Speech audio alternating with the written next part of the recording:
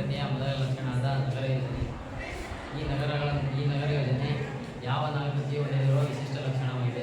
ಅಂದರೆ ಮೆಸೊಪೊಟೇಮಿಯಾ ಈ ನಾಗರಿಕತೆಯು ಎಲ್ಲೂ ನೋಡಲು ಸಾಧ್ಯವಿಲ್ಲದಂಥ ನಗರಗಳನ್ನು, ಈ ನಗರಗಳನ್ನು ಎತ್ತರವಾದ ಸ್ಥಳಗಳಲ್ಲಿ ಕಟ್ಟುತ್ತಿದ್ದರು. ಆ ನಗರಗಳನ್ನು ಪುರದುರ್ಗಗಳು ಎಂದು ಕರೆಯುತ್ತಿದ್ದರು.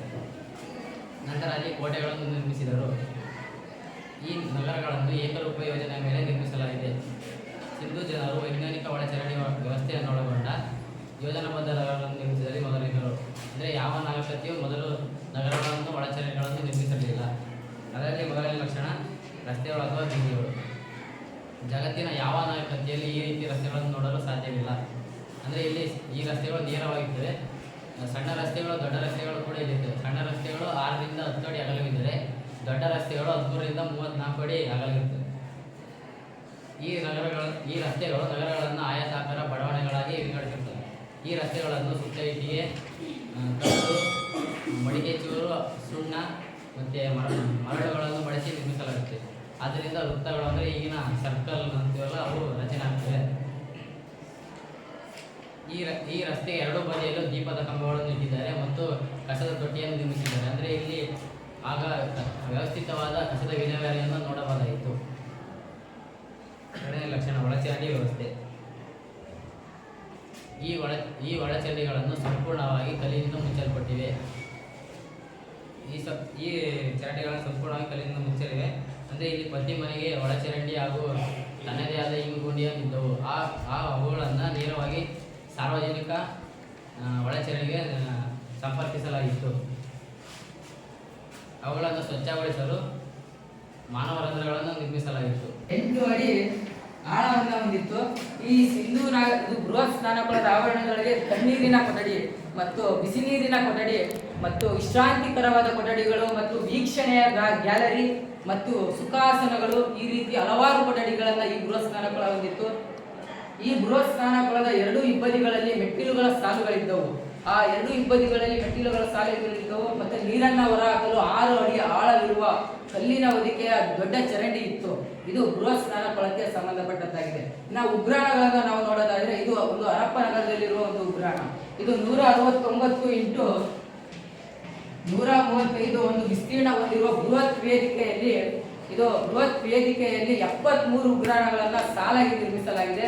ಇದನ್ನು ಆಗಿನ ಕಾಲದಲ್ಲಿ ಈಗಿನ ಆಧುನಿಕ ಬ್ಯಾಂಕ್ಗಳ ಕಾರ್ಯವನ್ನು ಆಗಿನ ಈ ಉಗ್ರಾಣಗಳು ಕಾರ್ಯನಿರ್ವಹಿಸುತ್ತಿದ್ದವು. ಮತ್ತು ಈ ಮನೆಗಳು ಸಂಗ್ರಹಿಸಿದ ಇವು ಆಗಿನ ಕಾಲದಲ್ಲಿ ದವಸ ಮತ್ತು ಧಾನ್ಯಗಳನ್ನು ಇವರು ಸಂಗ್ರಹಿಸುತ್ತಿದ್ದರು. ಇವು ಜನರ ತುರ್ತು ಸಂದರ್ಭದಲ್ಲಿ ಇವುಗಳನ್ನು ಬಳಕೆ ಮಾಡ್ತಿದ್ದರು. ಮತ್ತು ಇವರು ಆಗಿನ ಉಗ್ರಾಣಗಳು ಕಂದಾಯ ಸಂಗ್ರಹಣೆಯನ್ನು ಸಹ ಇವು ಮಾಡ್ತಿದ್ದವು. ಮತ್ತು ಈ ಉಗ್ರಾಣಗಳ ಸುತ್ತಲೂ ಸಹಿತ ಕಾರ್ಮಿಕರ ಮನೆ ಮತ್ತು ಕಾವಲುಗಾರರ ಮನೆಗಳನ್ನು ಇವರು ನಿರ್ಮಿಸಿಕೊಂಡಿದ್ದರು. ಇದು ಉಗ್ರಾಣಗಳಿಗೆ ಸಂಬಂಧಪಟ್ಟದ್ದಾಗಿದೆ. ಇನ್ನು ಲಾಸ್ಟ್ನೇ ಪಾಯಿಂಟ್ ಆಗಿ ನಾವು ನೋಡೋದಾದ್ರೆ ನಗರ ನಿರ್ಮಲೀಕರಣ ವ್ಯವಸ್ಥೆ. ಇವರು ಸಿಂಧೂ ನಾಗರಿಕತೆಯ ಜನರು ಸ್ವಚ್ಛತೆಗೆ ಹೆಚ್ಚಿನ ಮಹತ್ವವನ್ನು ನೀಡುತ್ತಿದ್ದರು. ಪ್ರತಿ ಮನೆಯೂ ಸಹ ಒಂದು ಇಂಗು ಗುಂಡಿಯನ್ನು ಹೊಂದಿದ್ದರು. ಈ ಇಂಗು ಗುಂಡಿಯ ಜೊತೆಗೆ ಇವರ ನಗರ ನಿರ್ಮಲೀಕರಣಕ್ಕೆ ಇನ್ನೊಂದು ಉದಾಹರಣೆ ನಾವು ನೋಡೋದಾದ್ರೆ ಒಳಚರಂಡಿ ವ್ಯವಸ್ಥೆಯನ್ನು ಹೊಂದಿದ್ದರು. ಈ ಒಳಚರಂಡಿ ವ್ಯವಸ್ಥೆ ನೀವು ಅಲ್ಲೇ ತಿಳ್ಕೊಂಡಿದ್ದೀರಾ. ಇದು ಸಿಂಧೂ ನಾಗರಿಕತೆಯ ನಗರ ಯೋಜನೆಗೆ ಮೊದಲನೇ ಅಂಶಕ್ಕೆ ಸಂಬಂಧಪಟ್ಟದ್ದಾಗಿದೆ. ಸಾಮಾಜಿಕ ಜೀವನ ಮಾಡೋದು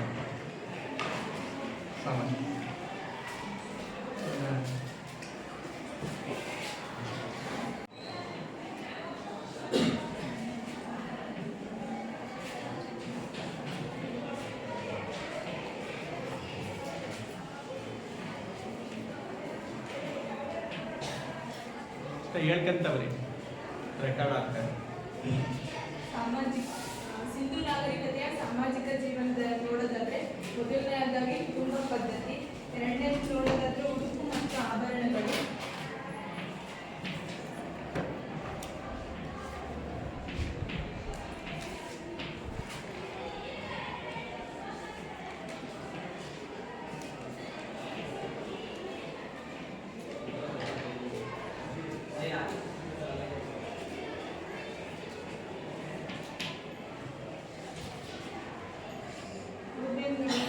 ಆಹಾರ ಮತ್ತು ಪಾನೀಯಗಳು,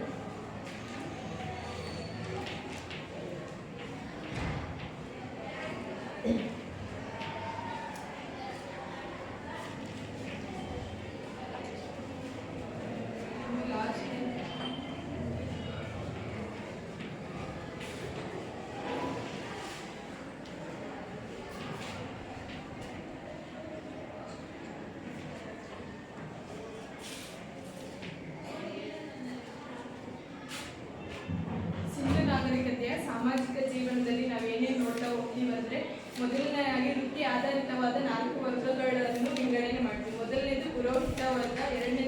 ಸೇನಾನಿಗಳ ವರ್ಗ, ಮೂರನೇದು ವಿದ್ಯಾವಂತರ ವರ್ಗ, ನಾಲ್ಕನೇದು ಕುಶಲಕರ್ಮಿಗಳ ವರ್ಗ. ಮೊದಲನೇದಾಗಿ ಪುರೋಹಿತರ ವರ್ಗದಲ್ಲಿ ಯಾರ್ಯಾರು ಬರ್ತಾರೆ ಅಂತಂದ್ರೆ ಜ್ಯೋತಿಷ್ಯಗಳು ಮತ್ತೆ ಋಷಿಮುನಿಗಳು ಬರ್ತಾ ಹೋಗ್ತಾರೆ. ಜ್ಯೋತಿಷ್ಯಗಳು ಅಂತಂದ್ರೆ ಈಗ ನಾವು ಎಲ್ಲಾದ್ರೂ ಮದುವೆ ಮಾಡ್ಬೇಕಂದ್ರೆ ಜ್ಯೋತಿಷ್ಯಗಳನ್ನ ಕೇಳಿ ಎಲ್ಲಾದ್ರೂ ಮದುವೆ ಮಾಡ್ತೇವೆ. ಏನಾದ್ರೂ ಒಂದು ಫಂಕ್ಷನ್ ಏನಾದ್ರೂ ಮಾಡ್ಬೇಕಾದ್ರು ಅಂತಂದ್ರೆ ಅವರು ಪುರೋಹಿತ ವರ್ಗದನ್ನ ಕರೆಸಿ ಆ ಪುರೋಹಿತರಿಂದಲೇ ಮದುವೆನೇ ಮಾಡೋಕ್ಕಾಗಲ್ಲ ಅಂತ. ನೆಕ್ಸ್ಟ್ ಸೇನಾನಿ ವರ್ಗ ಅಂದ್ರೆ ಸೇನಾನಿ ವರ್ಗದಲ್ಲಿ ಸೈನಿಕರು ಅಂದ್ರೆ ಈಗಂತಂದ್ರೆ ಮಿಲಿಟರಿ ಅವರು ಅಂತ ಹೇಳ್ತೀವಿ, ಅವರೆಲ್ಲ ಬರ್ತಾ ಹೋಗ್ತಾರೆ. ನೆಕ್ಸ್ಟ್ ಮೂರನೇ ನೋಡೋದಾದ್ರೆ ವಿದ್ಯಾವಂತರ ವರ್ಗ. ವಿದ್ಯಾವಂತರ ಅಂತಂದ್ರೆ ಈಗ ನೀವೇ ಎಲ್ಲರೂ ತಗೊಂಡಿರ್ಬೋದು, ನಾನು ಒಬ್ಬ ವಿದ್ಯಾರ್ಥಿ, ಎಲ್ಲರೂ ವಿದ್ಯಾರ್ಥಿಗಳಂತಂದ್ರೆ ಆ ವರ್ಗದಲ್ಲಿ ವಿದ್ಯಾರ್ಥಿಗಳು ಎಲ್ಲ ಬರ್ತಾ ಹೋಗ್ತಾರೆ. ನಾಲ್ಕನೇದಾಗಿ ಕುಶಲಕರ್ಮಿಗಳು. ಕುಶಲಕರ್ಮಿಗಳು ಅಂದ್ರೆ ನೇಕಾರರು ಮತ್ತೆ ಶಿಲ್ಪಿಗರು, ಶಿಕ್ಷಕರು, ಕುಶಲಕರ್ಮಿ ವರ್ಗದಲ್ಲಿ ಎಲ್ಲರೂ ಬರ್ತಾ ಹೋಗ್ತಾರೆ. ಈಗ ತಮ್ಮಲ್ಲಿರುವ ಜ್ಞಾನ ಮತ್ತು ಕೌಶಲ್ಯಗಳನ್ನು ಬಳಸಿ ಯಾರ್ಯಾರು ಅವರಲ್ಲಿರೋ ವಿಷಯಗಳನ್ನ ಎಲ್ಲರಿಗೂ ಅಂದ್ರೆ ಎಲ್ಲರಿಗೂ ಎಂಟು ಮಾಡ್ತಾ ಹೋಗ್ತಾರೆ. ಅವ್ರನ್ನ ನೇಕಾರರು ಅವರೆಲ್ಲ ಆಗಿರ್ಬೋದು, ಅವರೆಲ್ಲ ಕಾಣ್ತಾರೆ. ಇನ್ನು ಎರಡನೇದು ನೋಡ್ತಾ ಹೋಗಿದ್ರೆ ಕುಟುಂಬ ಪದ್ಧತಿ. ಅದರಲ್ಲಿ ಫಸ್ಟ್ನೇದು ಮಾತೃ ಪ್ರಧಾನ ಕುಟುಂಬ ಅಂತಂದ್ರೆ ಈಗ ಆ ಸಿಂಧು ನಾಗರಿಕತೆಯಲ್ಲಿ ಮಾತೃ ಪ್ರಧಾನ ಕುಟುಂಬ ಅಂತಂದ್ರೆ ಒಬ್ಬ ಮನೆಯಲ್ಲಿ ಒಬ್ರು ತಾಯಿಯಾದವಳು ಮಾತ್ರ ಎಲ್ಲ ಕಾರ್ಯವನ್ನು ನಿರ್ವಹಿಸ್ತಾ ಹೋಗ್ತಿರ್ತಾಳೆ. ಅದು ನಾವು ಈಗಿನ ಕಾಲದಲ್ಲಿ ಎಲ್ಲ ಜನರೇಷನ್ ನೋಡ್ತಾ ಹೋದ್ರೆ ಎಲ್ಲರೂ ಆಕ್ಚುಲಿ ಎಲ್ಲರ ಮನೆಯಲ್ಲೂ ಹೇಳ್ಬೇಕಂದ್ರೆ ಜಾಸ್ತಿ ಅವ್ರ ತಂದೆಯವರು ಅಂದ್ರೆ ಮನೆ ಯಜಮಾನ ಇದ್ರು ಯಾಕೆ ಅವ್ರು ಮಾತ್ರ ಯಜಮಾನಿಕೆಯನ್ನು ಹೊರ್ತಿರ್ತಾರೆ. ಆದ್ರೆ ಆ ಸಿಂಧು ನಾಗರಿಕತೆಯಲ್ಲಿ ನಾವು ನೋಡ್ತಾ ಹೋದ್ರೆ ಆ ಮನೆ ಎಲ್ಲ ಜವಾಬ್ದಾರಿ ಕಾರ್ಯಗಳು ಏನೇ ಒಂದು ಮನೇಲಿ ಏನಿರ್ಬೇಕು ಎಲ್ಲ ವಸ್ತುವಿನ ತರದಿಂದ ಹಿಡಿದು ಎಲ್ಲ ಕೆಲಸದಿಂದ ಹಿಡಿದು ಎಲ್ಲದನ್ನು ಅವರೇ ಮನೆಯನ್ನು ಮಾತ್ರ ಆದ ತಾಯಿನೇ ನೋಡ್ಕೊಂತ ಇರ್ತಾಳೆ. ಇದು ಎರಡನೇದಾಗಿ ಅವಿಭಕ್ತ ಕುಟುಂಬ. ಅಂದ್ರೆ ಅವಿಭಕ್ತ ಕುಟುಂಬ ಅಂದ್ರೆ ಈಗಿನ ಕಾಲದಲ್ಲಿ ನಾವು ಬರೀ ಗಂಡ ಹೆಂಡತಿ ಮಕ್ಕಳು ಮೂವರು ಇರ್ತಾರೆ. ಆದ್ರೆ ಆಗಿನ ಕಾಲದಲ್ಲಿ ತಂದೆ ತಾಯಿ ಮಕ್ಕಳು ಮತ್ತೆ ಅಜ್ಜ ಅಜ್ಜಿ ಚಿಕ್ಕಪ್ಪ ಚಿಕ್ಕಮ್ಮ ದೊಡ್ಡಮ್ಮ ಎಲ್ಲರೂ ಇರ್ತಾರೆ. ಈಗಿನ ಕಾಲದ ಜನರೇಷನ್ ತಕ್ಕಂತೆ ಅವರೆಲ್ಲ ಯಾಕಬೇಕು, ಬರೀ ಹೆಂಡತಿ ಬಂದು ಅಂತಂದೇಳಿ ಬರೀ ಗಂಡ ಹೆಂಡತಿ ಮಕ್ಕಳು ಇಷ್ಟೇ ಇರ್ತಾರೆ, ಅವ್ರು ಯಾರು ಬೇಕಾಗಿಲ್ಲ ನಮ್ಗೆ ಅಂತಂದೇಳಿ ಈಗಿನ ಜನರೇಷನ್ ತಕ್ಕಂತೆ ಬರೀ ಗಂಡ ಹೆಂಡತಿ ಮಕ್ಕಳು ಇದೇ ಇದ್ರೆ ನಮ್ದು ಅವಿಭಕ್ತ ಕುಟುಂಬ ಅಂತ ಹೇಳ್ತಿರ್ತಾರೆ. ಆದ್ರೆ ಆಗಿನ ಕಾಲದಲ್ಲಿ ಒಂದೇ ಮನೆಯಲ್ಲಿ ಒಂದೇ ಒಲೆ ಹಚ್ಚಿ ಅದನ್ನ ಊಟ ಮಾಡೋದು ಮಾತ್ರ ಅವಿಭಕ್ತ ಕುಟುಂಬ ಅಂತಾರೆ. ಆದ್ರೆ ಈಗಿನ ಕಾಲದಲ್ಲಿ ಆ ಥರ ಏನಾದ್ರು ಆದ್ರೆ ಒಂದೇ ಮನೆಯಲ್ಲಿ ಒಂದೇ ಅಡುಗೆ ರೂಮ್ ಇದ್ರು ಅದರಲ್ಲಿ ಡಿವೈಡ್ ಮಾಡ್ಕೊಂಡು ಇಬ್ರು ಎರಡು ಒಲೆಯನ್ನ ಹಚ್ಕೊಂಡು ಊಟ ಮಾಡ್ತಾರೆ. ಆದ್ರೆ ಅದನ್ನ ಅವಿಭಕ್ತ ಕುಟುಂಬ ಅಂತ ಹೇಳಕ್ಕಾಗಲ್ಲ ನಾವು. ಆದ್ರೆ ಆಗಿನ ಕಾಲದಲ್ಲಿ ಒಂದೇ ಒಲೆಯಲ್ಲಿ ಎಷ್ಟು ಜನ ಇದ್ರು ಗಂಡ ಹೆಂಡತಿ ಮಕ್ಕಳು ಅಜ್ಜಿ ಎಲ್ಲರೂ ಅಷ್ಟೊಂದು ಜನ ಇದ್ರು ಅವರೆಲ್ಲ ಒಂದೇ ಒಲೆ ಮೇಲೆ ಒಂದೇ ಅಡುಗೆಯನ್ನು ಮಾಡಿ ಊಟ ಮಾಡ್ತಿರ್ತಾರೆ. ನೆಕ್ಸ್ಟ್ ನೋಡೋದೇನೆಂದ್ರೆ ಉಡುಪು ಮತ್ತೆ ಆಭರಣಗಳು. ಆಗಿನ ಕಾಲದಲ್ಲಿ ಈಗ ಪುರುಷರಾಗಿರ್ಬೋದು, ಅವರು ಯಾವ ರೀತಿ ಉಡುಪನ್ನ ಧರಿಸ್ತಿದ್ರು ಅಂತಂದ್ರೆ ಉದ್ದನೆ ನಿಲುವಂಗಿ ಧರಿಸ್ತಿದ್ರು, ಮತ್ತೆ ಕಿವಿಗೆ ಓಲೆ ಹಾಕ್ತಿದ್ರು, ಮತ್ತೆ ಕೊಳ್ಳಿಗೆ ಅವರು ಚೈನ್ ಅಂತ ಹಾಕ್ತಿದ್ರು, ಮತ್ತೆ ಬೆರಳಿಗೆ ಉಂಗುರಗಳೆಲ್ಲ ಹಾಕ್ತಿದ್ರು, ಮತ್ತೆ ಉದ್ದಾರ ಹಾಕ್ತಿದ್ರು, ಕಾಲಿಗೆ ಸಮೇತನ ಹಾಕ್ತಿದ್ರು. ಇನ್ನು ಸ್ತ್ರೀಯರದು ಉಡುಪುಗಳನ್ನ ನೋಡಕ್ ಬಂದ್ರೆ ಅವು ಎಷ್ಟಂತ ಹೇಳಕ್ಕೆ ಆಗಲ್ಲ, ಅಷ್ಟು ಉಡುಪುಗಳನ್ನ ಧರಿಸ್ತಾರೆ ಸ್ತ್ರೀಯರು. ಅದರಲ್ಲಿ ಬೈದಲೆ ಪಟ್ಟು ಮತ್ತೆ ಕೊಳ್ಳದ ಸರ ಇಂದ ನೆಕ್ಲೆಸ್, ಕೈ ಬಳೆ, ಮತ್ತೆ ಲಿಪ್ಗಳು, ಚಿನ್ನದ ಬಳೆ, ಮತ್ತೆ ಜುಮ್ಕಿ, ರಿಂಗ್ಗಳು, ರಿವರ್ಸು, ಮತ್ತೆ ಇನ್ನು ನಾನಾ ರೀತಿಯ ಹೆಣ್ಮಕ್ಳಲ್ಲಿ ಅಂದ್ರು ಅದ್ರಲ್ಲಿ ಮೇನ್ ಅಂತೂ ಹೆಣ್ಮಕ್ಳಿಗಂದ್ರೆ ಒಡವೆ ಇಲ್ಲದೆ ಇರಕ್ಕೆ ಆಗಲ್ಲ, ಅಷ್ಟು ಆಭರಣ ಪ್ರಿಯರಾಗಿದ್ದಾರೆ ಸ್ತ್ರೀಯರು. ಮತ್ತೆ ನೆಕ್ಸ್ಟ್ ಅವ್ರು ಯಾವ್ದ್ರಿಂದ ಅವ್ರು ಮಾಡೋ ಉಡುಪುಗಳು ಯಾವ್ದ್ರಿಂದ ಎಲ್ಲ ತಯಾರಿಸಲ್ಪಟ್ಟಿದ್ವು ಅಂತಂದ್ರೆ ಚಿನ್ನ, ಬೆಳ್ಳಿ, ತಾಮ್ರ, ಲೋಹ, ಮುತ್ತು, ಅವಳ ಇದರಿಂದ ತಯಾರಿಸಲ್ಪಟ್ಟಿದ್ದು. ಅದರಲ್ಲಿ ಹೆಣ್ಮಕ್ಳಿಗೆ ಬಂಗಾರ ಅಂದ್ರೆ ತುಂಬಾ ಆಸೆ ಇರ್ತದೆ. ಅವ್ರಿಗೆ ಏನಾದ್ರು ಹೊರಗಡೆ ಹೋದ್ರು ಅಂದ್ರೆ ಬಂಗಾರ ಇಲ್ದಲೆ ಅವ್ರು ಹೋಗೋದೇ ಇಲ್ಲ. ಎಲ್ಲ ಬಂಗಾರದ ಆಭರಣಗಳು, ಕಿವಿಗೆ ಓಲೆ ಅವನ್ನೆಲ್ಲ ಹಾಕಂತಾನೆ ಇರ್ತಾರೆ. ನೆಕ್ಸ್ಟ್ ಬಾಚಿಣಿಗೆ. ಅವಾಗಿನ ಕಾಲ ಸಿಂಧು ನಾಗರಿಕತೆಯಲ್ಲೆಲ್ಲ ದಂತದ ಆನೆ ದಂತದಲ್ಲಿ ಮಾಡ್ಕೊಂಡಿರ್ತಾರೆ ಅವನ ಬಾಚಣಿಗೆಗಳು, ಮತ್ತೆ ಕಂಚಿನ ಕನ್ನಡಿ. ಇವಾಗಿನ ತರ ಗ್ಲಾಸ್ಗಳೇನು ಇರಲಿಲ್ಲ, ಅವಾಗ ಎಲ್ಲ ಕಂಚಿನಲ್ಲೇ ಕನ್ನಡಿ ಮಾಡ್ತಿದ್ರು. ನೆಕ್ಸ್ಟ್ ನೋಡ್ತಾ ಬರ್ತಿದ್ದು ಉಡುಪುಗಳು. ಅಂದ್ರೆ ಆಗಿನ ಸಿಂಧು ನಾಗರಿಕತೆಯಲ್ಲಿ ಉಡುಪುಗಳು ಹತ್ತಿ, ರೇಷ್ಮೆ, ಉಣ್ಣೆ, ಬಟ್ಟೆ ಆ ಥರದ್ರೆಲ್ಲ ಧರಿಸಿದ್ರು. ಆಗಿನ ಕಾಲದಲ್ಲಿ ಬೇಸಿಗೆಯಲ್ಲಿ ಹತ್ತಿ ಬಟ್ಟೆಯನ್ನು ಧರಿಸಿದ್ರೆ ಮಾತ್ರ ಅವ್ರ ಕೈಗೆ ಒಂಥರ ಕಂಫರ್ಟಬಲ್ ಇರ್ತಿತ್ತು. ಆದ್ರೆ ನಮಗೆ ಈಗಿನ ಕಾಲದಲ್ಲಿ ಬೇರೆ ಕಾಟನ್ ಅಲ್ಲದೆ ಬೇರೆ ಯಾವ್ದಾದ್ರೂ ಬಟ್ಟೆ ಎಲ್ಲ ಧರಿಸ್ತಾ ಹೋಗ್ತಾರೆ. ಬೇರೆ ಎಲ್ಲ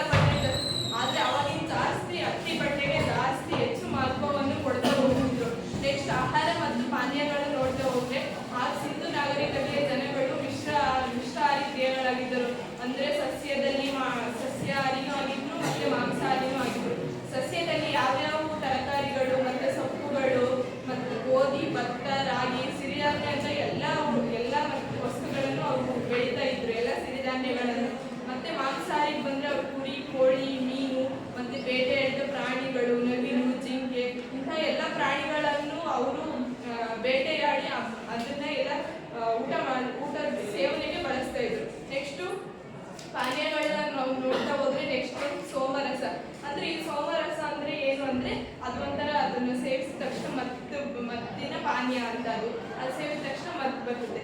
ನೆಕ್ಸ್ಟ್ ಮನರಂಜನೆ ನೋಡೋದಾದ್ರೆ, ನಾವು ಮನರಂಜನೆ ಅಂದ್ರೆ ಏನು ಅಂದ್ರೆ ಆಟ ಅಂತಾನೆ ಹೇಳ್ಬೋದು. ಅದು ಕೆಲವರಿಗೆ ಆಟ ಅಂದ್ರೆ ತುಂಬಾ ಇಷ್ಟತೆ. ಅದು ಒಳಾಂಗಣ ಆಟ ಆಗಿರ್ಬೋದು, ಹೊರಾಂಗಣ ಆಟ ಆಗಿರ್ಬೋದು. ಒಳಾಂಗಣ ಆಟ ಅಂದ್ರೆ ಏನಂತಂದ್ರೆ ಈ ಚೌಕಾಬಾರ ಮತ್ತೆ ಚದುರಂಗ, ಪಗಡೆ, ಪತ್ತದ ಮಕ್ಕಳಿ ಅಂತ ಹಿಂಗೇನಂದ್ರೆ ಒಳಗೆ ನಾವು ಹೊರಗೆ ಹೋಗಕ್ಕೆ ಯಾರು ಇಷ್ಟಪಡಲ್ಲ. ಬರೀ ಒಳಗೆ ಚೆಸ್ ಆಗಿರ್ಬೋದು, ಕೇರಂ ಆಗಿರ್ಬೋದು ಎಲ್ಲ ಒಳಗೆ ಆಡ್ತಾರೆ. ಯಾರು ಈ ಹೊರಾಂಗಣ ಆಟ ಅಂದ್ರೆ ಗೂಳಿ ಕಾಳಗ, ಮತ್ತೆ ಗೂಳಿ ಕಾಳಗ, ಟಗರು ಕಾಳಗ, ಕೋಳಿ ಕಾಳಗ, ಮತ್ತೆ ಎತ್ತಿನ ಬಂಡಿಯ ಓಟದ ಸ್ಪರ್ಧೆ, ಮತ್ತೆ ಕುಸ್ತಿ. ಗೂಳಿ ಕಾಳಗ ಅಂತಂದ್ರೆ ಈಗ ಹಳ್ಳಿಗಳಲ್ಲಿ ಏನಾದ್ರು ಒಂದು ಹಬ್ಬ ಬಂತು ಅಂತಂದ್ರೆ ಈಗ ಕುರಿ ಟಗರು ಅಂತಾರಲ್ಲ ಅದನ್ನ ಬಿಟ್ಟು ಜೂಜಾಡೋದಾಗಿರ್ಬೋದು ಅದನ್ನ ಎಲ್ಲ ಆಟ ಆಡಕ್ ಬಿಡ್ತಾರೆ. ಮತ್ತೆ ಗೂಳಿ ಕಾಳಗ ಎತ್ತುಗಳನ್ನ ಜೂಜ್ ಬಿಡ್ತಾರಲ್ಲ ಅದನ್ನ ಆಟ ಆಗಿರ್ಬೋದು. ನೆಕ್ಸ್ಟ್ ಮತ್ತೆ ಜೇಡಿ ಮಣ್ಣಿನ ಬೊಂಬೆಗಳು ಅಂದ್ರೆ ಮಣ್ಣಿನಿಂದ ತಯಾರಿಸಿದ ಬೊಂಬೆಗಳನ್ನ ನೋಡ್ತಾ ಹೋಗ್ಬೋದು. ಈಗ ನಾವು ಚಿಕ್ಕ ಮಕ್ಕಳೆಲ್ಲ ನೋಡಿದ್ರೆ ನಾವು ಚಿಕ್ಕವರಿದ್ದಾಗ ಆಗಿರ್ಬೋದು ಹೆಸರಲ್ಲಿ ಮಣ್ಣು ಇರ್ತದಲ್ಲ ಅದರಲ್ಲಿ ಎಲ್ಲ ಬೊಂಬೆಗಳು ಮಾಡೋದು ಮತ್ತೆ ಆಟ ಸಾಮಾನು ಮಾಡೋದು ಎಲ್ಲ ಮಾಡ್ತಾ ಹೋಗ್ತೀವಿ. ಇವ್ರು ಮತ್ತೆ ಶವ ಸಂಸ್ಕಾರ ಪದ್ಧತಿಗಳು ನೋಡೋದಂತಾದ್ರೆ ಇವ್ರು ಫಸ್ಟಿಗೆ ದಹನ ಪದ್ಧತಿ ಅಂದ್ರೆ ಸುಡುವುದು.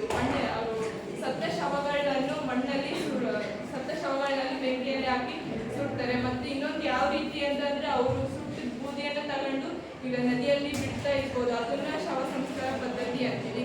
ಮತ್ತೆ ಒಂದು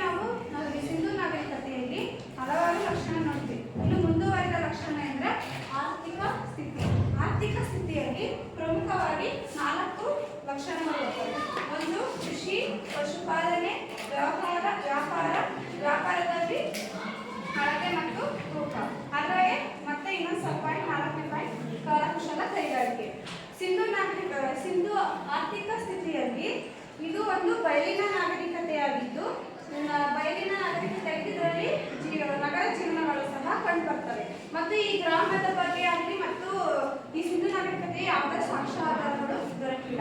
ಇನ್ನು ಕೃಷಿ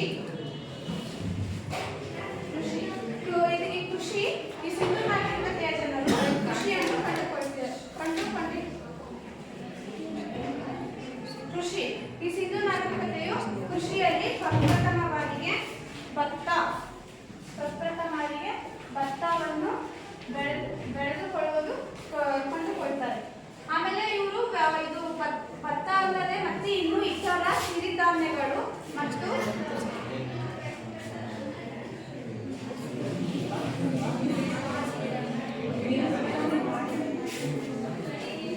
ಸಿಂಧು ನಾಗರಿಕತೆಯ ಜನರು ಕೃಷಿಯ ಕೆಲಸ ಪ್ರಥಮ ಕೆಲಸವಾಗಿದ್ದು, ಈ ಕೃಷಿಯಲ್ಲಿ ಭತ್ತ ಎಂಬ ಪದಾರ್ಥವನ್ನು ಇದು ಪ್ರಪ್ರಥಮ ಬಾರಿಗೆ ಇವರು ಬೆಳೆಯೋದನ್ನು ಕಂಡುಕೊಳ್ತಾರೆ ಮತ್ತು ಇನ್ನಿತರ ಸಿರಿಧಾನ್ಯಗಳನ್ನು ಇವರು ಕಂಡುಕೊಳ್ತಾರೆ. ಆಮೇಲೆ ವಾಣಿಜ್ಯ ಬೆಳೆಗಳಲ್ಲಿ ಹತ್ತಿಯನ್ನು ಇವರು ಬೆಳೆಯುವುದನ್ನು ಕಂಡುಕೊಳ್ತಾರೆ.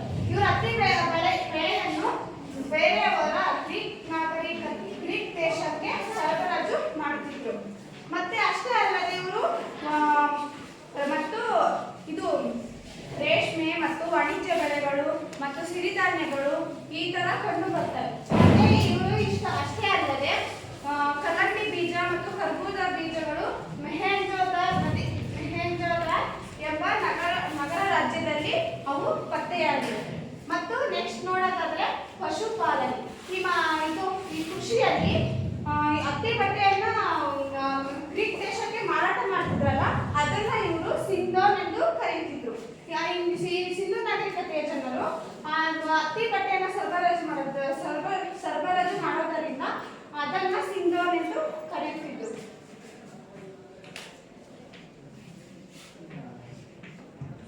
ನೆಕ್ಸ್ಟ್ ನೋಡೋದಾದ್ರೆ ಎರಡನೇ ಪಾಯಿಂಟ್ ಪಶುಪಾಲನೆ.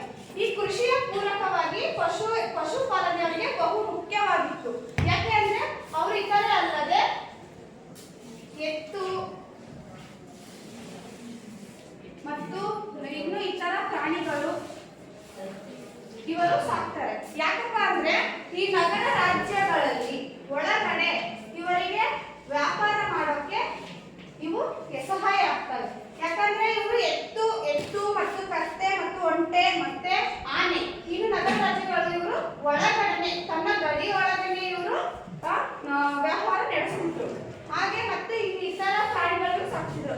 ಆನೆ ಆಗಲಿ, ಒಂಟೆ, ನಾಯಿ, ಕೋಳಿ, ಓರಿ, ಆಡು, ನಾಯಿ ಮತ್ತೆ ಇನ್ನು ಇತರ ಪ್ರಾಣಿ ಪಕ್ಷಿಗಳನ್ನು ಸಹ ಇವರು ಸಾಕ್ತಿದ್ರು. ಹಾಗೂ ಅಷ್ಟೇ ಅಲ್ಲದೆ ಇವರು ಮಾತೃದೇವತೆ ಎಂಬ ದೇವತೆಯನ್ನು ಇವರು ಸಹ ಪೂಜೆ ಮಾಡ್ತಿದ್ರು. ಅಷ್ಟೇ ಅಲ್ಲದೆ ಇವರು ಕೃಷಿಯಲ್ಲಿ ಕುದುರೆ ಈ ಕುದುರೆ ಎಂಬುದು ಇವರಿಗೆ ಇದೇ ಒಂದೇ ಪ್ರಾಣಿ ಇವರಿಗೆ ಸಹ ಗೊತ್ತಿರಲಿಲ್ಲ. ಅಷ್ಟರಲ್ಲಿ ಇವರು ಈ ಸಿಂಧು ನಾಗರಿಕತೆಯ ಅಂತಿಮ ಅಂದ್ರೆ ಅವರ ಅವನತಿಗೆ ಕಾರಣ ಆಗಿನ ಮುಂಚೆ ಈ ಕುದುರೆ ಅವರು ಕಂಡುಕೊಳ್ತಾರೆ. ನೆಕ್ಸ್ಟ್ ನೋಡೋದಾದ್ರೆ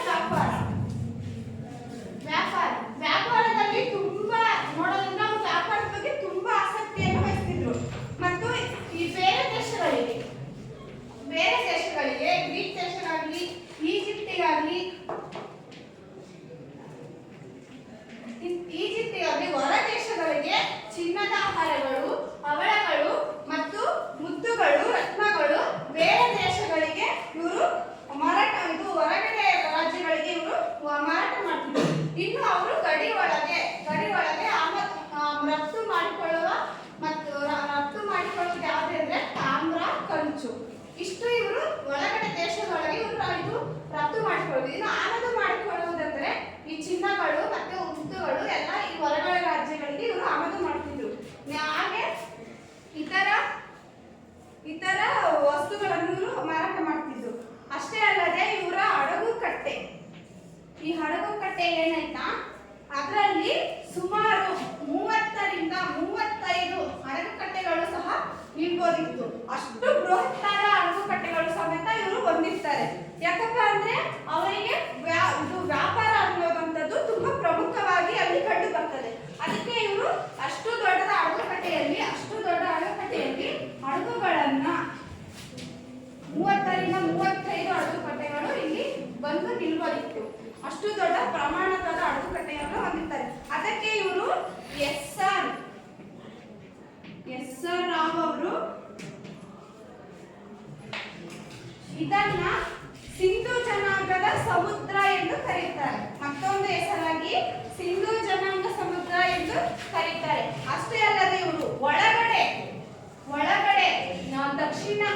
ದಕ್ಷಿಣ ಭಾರತ, ಗುಜರಾತ್, ರಾಜಸ್ಥಾನ ಒಳಗಡೆಯನ್ನು ಇವರು ವ್ಯಾಪಾರ ನಡೆಸ್ತಿದ್ರು. ಆ ವ್ಯಾಪಾರಕ್ಕೆ ಪೂರಕವಾಗಿ ಇಷ್ಟು ಕೃಷಿಯಲ್ಲಿ ಮತ್ತೆ ಅದಕ್ಕೆ ಬೆಳೆದಿತ್ತು. ವ್ಯಾಪಾರ ಪೂರಕವಾಗಿ ಎತ್ತು, ಒಂಟೆ ಇಂಥ ಹೊರ ರಾಜ್ಯಗಳಲ್ಲೇ ಇವರು ಒಳಗಡೆ ವ್ಯಾಪಾರ ಸಮೇತ ಮಾಡ್ತಿದ್ರು. ಮತ್ತು ತೂಕ ಮತ್ತೆ ಅಳತೆ. ಈ ಸಿಂಧೂ ನಾಗರಿಕತೆ ವ್ಯಾಪಾರದಲ್ಲಿ ಕೃಷಿಯಲ್ಲಿ ಎಷ್ಟು ಪ್ರಮುಖವಾಗಿ ಪಾತ್ರ ವಹಿಸ್ತಿದ್ರು ಅಷ್ಟೇ ಅಳತೆ ಮತ್ತೆ ತೂಕ ಸಮೇತ ಗೊತ್ತಿತ್ತು. ಇವರು ದಶಮಾಂಶ ಪದ್ಧತಿ ಸಹ ಇವರಿಗೆ ಗೊತ್ತಿತ್ತು. 5, 10, 15 ಇಂತಹ ಮುಂತಾದ ಸಂಖ್ಯೆಗಳು ದಶಮಾಂಶ ಪದ್ಧತಿಯಲ್ಲಿ ಕಂಡುಬರ್ತವೆ. ಇದು ಸಮ ಸಂಖ್ಯೆ ನೋಡೋದಾದ್ರೆ 2, 4, 6, 8 ಇತ್ಯಾದಿ ಸಂಖ್ಯೆಗಳಿಂದ ತೂಕ ಗಳನ್ನು ಸೇರುತ್ತಾ ಇವರು ಬಂದಿದ್ದು. ಪವಿತ್ರ ಪ್ರಾಣಿ ಯಾವುದು ಇವರು? ಹಾ? ಪವಿತ್ರ ಪ್ರಾಣಿ ಪವಿತ್ರ ಪ್ರಾಣಿ, yes, ಅದೊಂದು. ಇವರು ಕೃಷಿಯಲ್ಲಿ ಪವಿತ್ರ ಪ್ರಾಣಿ ಎಂಬುದು ಗೂಳಿಯನ್ನ ಪೂಜಿಸುತ್ತಿದ್ರು. ಇವರಿಗೆ ಪವಿತ್ರವಾದ, ನಮ್ಮ ಭಾರತದಲ್ಲಿ ನಾವು ಈಗ ಪೂಜಿಸೋದು ಶ್ರೇಷ್ಠವಾದ ಪ್ರಾಣಿ ಹಸು ಆಗಿದ್ರೆ, ಇವರು ಸಿಂಧೂ ನಾಗರಿಕತೆಯ ಜನರು ಗೂಳಿಯನ್ನ ಇವರು ಶ್ರೇಷ್ಠವಾದ ಪ್ರಾಣಿಯಾಗಿ ಪೂಜೆ ಮಾಡ್ತಿದ್ರು. ಅಷ್ಟೇ ಅಲ್ಲದೆ ಇವರು ಮಾತೃದೇವತೆಯನ್ನು ಬಹಳ ಅಪರಿಮಿತವಾಗಿ ನಂಬಿದ್ರು. ಇನ್ನು ತೂಕ ಮತ್ತೆ ಅಳತೆ ನೋಡಿದಾಗ 4ನೇ ಪಾಯಿಂಟ್ ಕರಕುಶಲ ಕೈಗಾರಿಕೆ. ಈ ಜನರು ಆ ಕಾಲದಲ್ಲಿ ನೇಯುವುದು, ನೂಲುವುದು ಮತ್ತು ಬಣ್ಣ ಹಾಕುವುದು ಇತರ ರೀತಿಯ ಕೌಶಲ್ಯ ಸಮೇತ ಈ ಸಿಂಧೂ ನಾಗರಿಕತೆಯ ಜನರು ಹೊಂದಿದ್ರು. ಅಷ್ಟೇ ಅಲ್ಲದೆ ಚಿನ್ನ, ಅವಳ, ಬೆಳ್ಳಿ ಮತ್ತು ಇನ್ನು ಇತರ ಸಾಮಾನುಗಳು ಮತ್ತೆ ಆನೆಯ ದಂತಗಳು ಇಂತಹ ವಸ್ತುಗಳು ಇದು ಸಿಂಧೂ ನಾಗರಿಕತೆಯ ಮಹೇಂದ್ರದ ನಗರದಲ್ಲಿ ಪತ್ತೆಯಾಗಿವೆ. ಇನ್ನು ಅಷ್ಟೇ ಅಲ್ಲದೆ ಇದಕ್ಕೆ ಕುಂಬಾರರು ಏನ್ ಮಾಡ್ತಾರಪ್ಪ ಅಂದ್ರೆ, ಆಗಿನ ಕಾಲದಲ್ಲಿ ಕುಂಬಾರರು ತುಂಬಾ ಪ್ರಾಮುಖ್ಯತೆಯನ್ನು ಕೌಶಲ್ಯದಿಂದ ಸಹ ಇದ್ರು. ಇದಕ್ಕೆ ಕರಿ ಮತ್ತು ಬಿಳಿ ಬಣ್ಣವನ್ನು ಹೊಂದಿ ಮೆರಗು ಕೊಟ್ಟು ಈಗಲೂ ಸಮೇತ ಅಚ್ಚಳಿಯದಂತೆ ಇವೆ. ಹಾಗೆ ಇವರು ಕಿಟಕಿ ಬಾಗಿಲುಗಳ ಸಮೇತ ಯಾರು ಮಾಡ್ತಾರೋ ಅವರನ್ನ ಬಡಗಿ ಎಂದು ಕರೆಯುತ್ತಿದ್ದರು. ಚಪ್ಪಲಿ ಮತ್ತು ಅಂತಹ ಯಾವ ವಸ್ತುಗಳನ್ನ ಮಾಡ್ತಿದ್ರೋ ಚಮ್ಮಾನೆ ಎಂದು ಕರೆಯುತ್ತಿದ್ರು. ಇಂತಹ ಒಡವೆಗಳು ಮತ್ತು ಇತರ ರೀತಿಯ ವಸ್ತುಗಳು ಸಮೇತ ಅಲ್ಲಿ ಕಂಡುಬರ್ತವೆ. ಮತ್ತು ನರ್ತಕಿಯರ ವಿಗ್ರಹಗಳು ಸಹಿತ ಕಂಡುಬರ್ತವೆ. ಆ ಕಾಲದಲ್ಲಿ ಮಣ್ಣುಗಳು, ಆನೆಯ ದಂತ ಮತ್ತೆ ಈ ಮಡಿಕೆಗಳು ಮತ್ತು ಈ ವಸ್ತುಗಳು ಅವರಿಗೆ ಸಿಕ್ಕಿರಲಿಲ್ಲ. ಯಾಕಂದ್ರೆ ಇದು ಮರದಿಂದ ಮಾಡೋದಲ್ಲ. ಅದಕ್ಕೆ ಆಗಿನ ಕಾಲದಲ್ಲಿ ಮರ ಏನಾಗುತ್ತಂದ್ರೆ ಕೆಲವೊಂದು ಮಳೆಗಾಲದಲ್ಲಿ ತುಕ್ಕು ಹಿಡಿದು ಅದು ಗೆದ್ದಿಡಿದು ಹಾಳಾಗೋಗ್ತವೆ. ಅದಕ್ಕೆ ಅವರಿಗೆ ಇದು ಸಿಕ್ಕಿಲ್ಲ. ಆದ್ರೆ ಇವು ಈ ಕುಂಬಾರಕ್ಕೆ ಮೆರಗು ಏನ್ ಕೊಟ್ಟಿರ್ತಾರಲ್ವಾ, ಈಗಲೂ ಸಮೇತ ಇವು ಅಚ್ಚಳಿಯ ನಿಂತಿವೆ. ಇದು ಮಾತ್ರ ಮಣ್ಣುಗಳು ಮತ್ತು ವಜ್ರಗಳು, ವೈಡೂರ್ಯಗಳು ಅವರ ಎಲ್ಲ ಸಮೇತನು ವಸ್ತುಗಳು ಪತ್ತೆಯಾಗಿವೆ. ಆದ್ರೆ ಆಗಿನ ಕಾಲದ ಗ್ರಾಮಗಳ ಬಗ್ಗೆ ಯಾವುದೇ ಸಾಕ್ಷ್ಯಾಧಾರಗಳು ಸಮೇತ ಗೊತ್ತಿಲ್ಲ. ಕೆಲವರು ವಿದ್ವಾಂಸರು ಈ ರೀತಿಯಾಗಿ ಸಮೇತ ಹೇಳಿದ್ದಾರೆ. ನೆಕ್ಸ್ಟ್ ಮಾಡೋದಾದ್ರೆ ಸಿಂಧೂ ನಾಗರಿಕತೆಯ ಜನರಲ್ಲಿ ಬಡಗಿಯರು ಮತ್ತು ಚಮ್ಮಾರರು, ಈ ಚಮ್ಮಾರರು, ಬಡಗಿಯರು ಮತ್ತು ಕುಂಬಾರರು ಮತ್ತು ನೇಯುಗಾರರು ಇಂತಹ ಪ್ರಾಶಸ್ತಿಗಳನ್ನು ಸಮೇತ ಇಲ್ಲಿ ಪಡೆದಿದ್ದಾರೆ.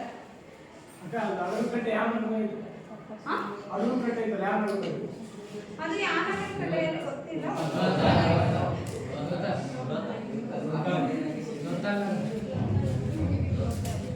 ಈ ಅಣಗುಕಟ್ಟೆ ಲೋಥಾರ್ ಎಂಬ ನಗರದಲ್ಲಿ ಕಂಡು ಬರುತ್ತದೆ.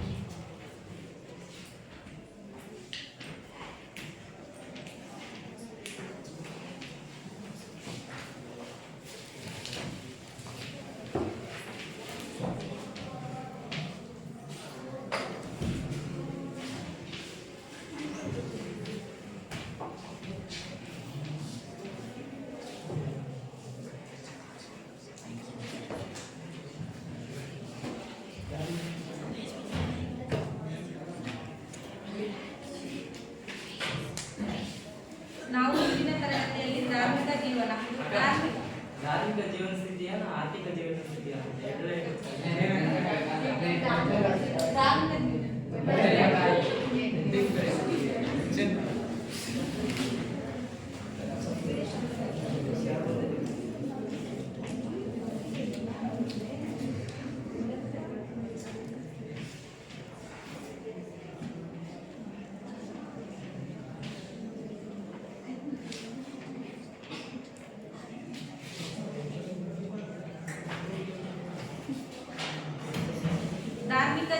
ಧಾರ್ಮಿಕ ಜೀವನ ಎಂಬುದು ಸಿಂಧು ಕಣಿವೆ ಅಂದ್ರೆ ಆಧುನಿಕ ಹಿಂದೂ ಧರ್ಮದ ಜನನಿ ಎಂದು ನಾವು ಹೇಳಬಹುದಾಗಿದೆ.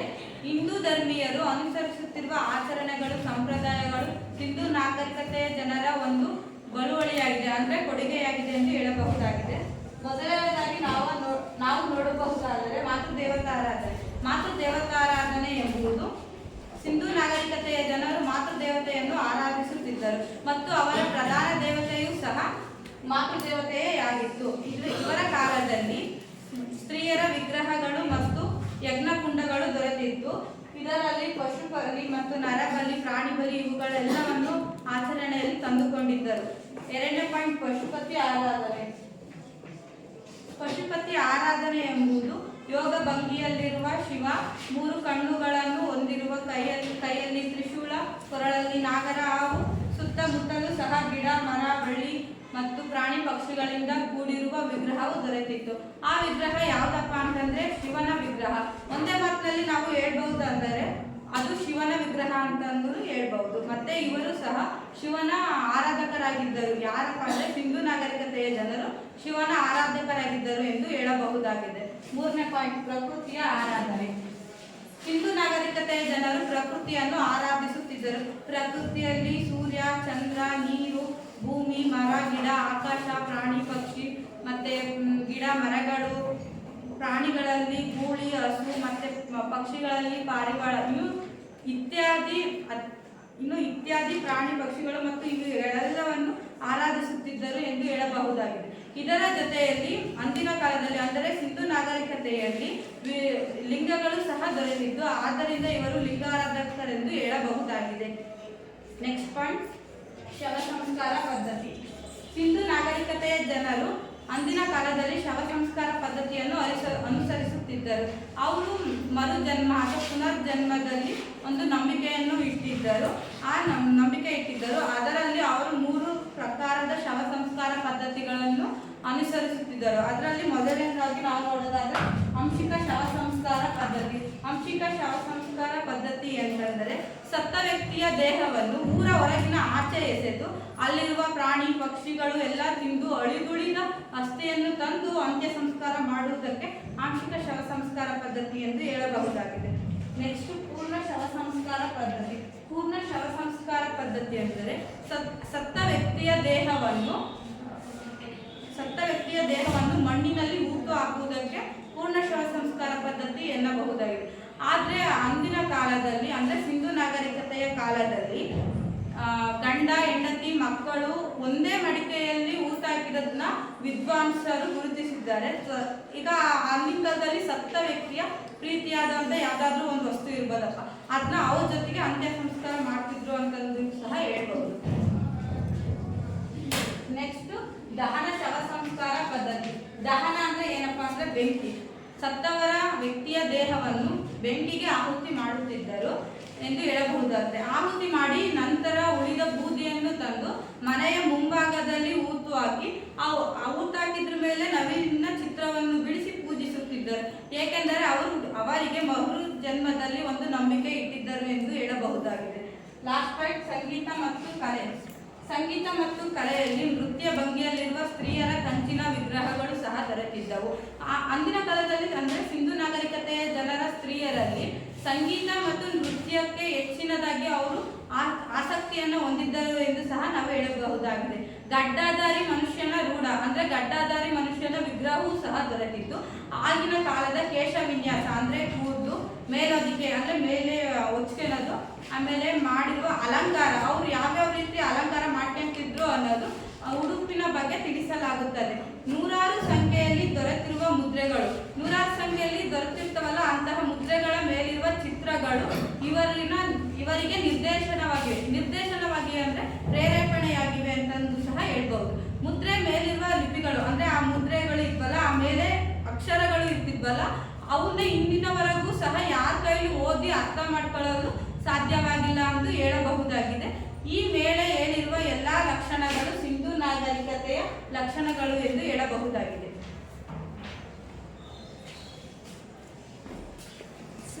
ಯೋಜನೆಗೆ ಸಂಬಂಧಪಟ್ಟ ಹಾಗೆ ನಿಮಗೆ ಯಾವುದಾದ್ರು ಡೌಟ್ಸ್ ಇದ್ರೆ ಕೇಳಬಹುದು.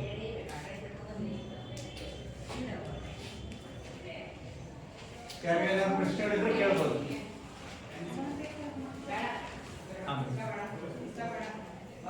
ಸಿಂಧು ನಗರ ಯೋಜನೆ ಕುರಿತಾಗಿ ಯಾರ್ಯಾರು ಏನಾದ್ರು ಸಂದೇಹಗಳಿದ್ರೆ ಪ್ರಶ್ನೆಗಳಿದ್ರೆ ಕೇಳಿಲ್ವಾ? ಸಾಮಾಜಿಕ ಜೀವನ ಮಾಡಬೇಕು.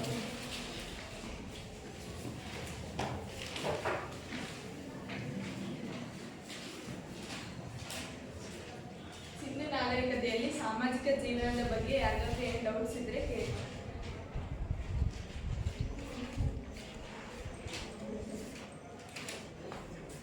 ಆರ್ಥಿಕ ಜೀವನ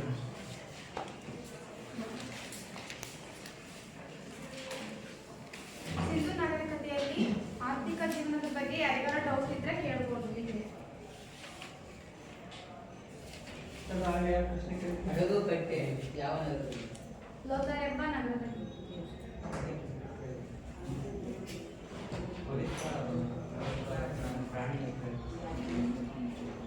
ಅದು ಧಾರ್ಮಿಕ ಜೀವನ. ನೆಕ್ಸ್ಟ್ ಸಿಂಧು ನಾಗರಿಕತೆಯ ಕೊನೆಯ ಲಕ್ಷಣವಾದ ಧಾರ್ಮಿಕ ಜೀವನದಲ್ಲಿ ನಿಮ್ಗೆ ಯಾವ್ದಾದ್ರು ಡೌಟ್ ಇತ್ತು ಅಂದ್ರೆ ಕೇಳ್ಬೋದು.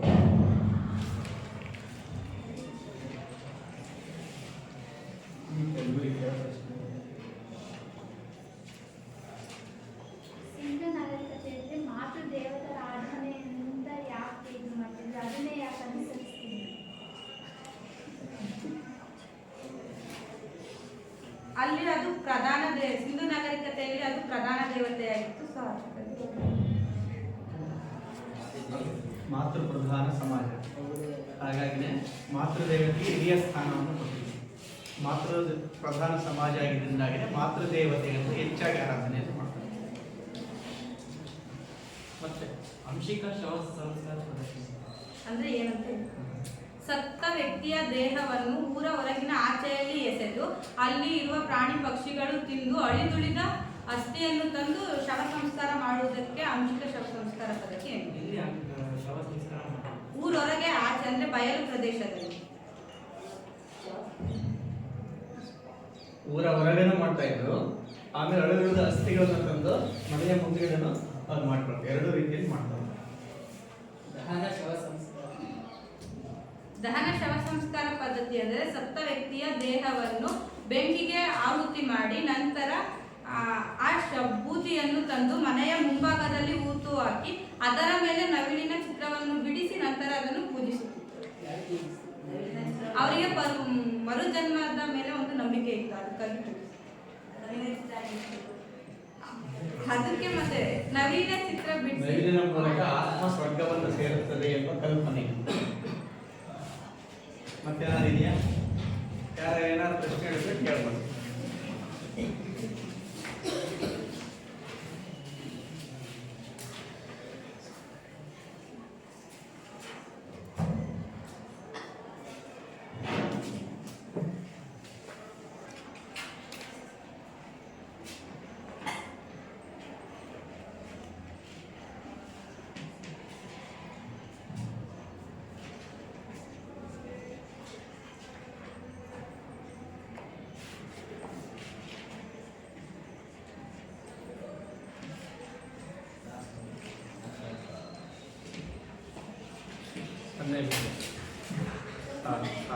ಸಾಂಕ್ರಾಮಿಕ ಸ್ಪಂದನಿಕ ರಾವಣ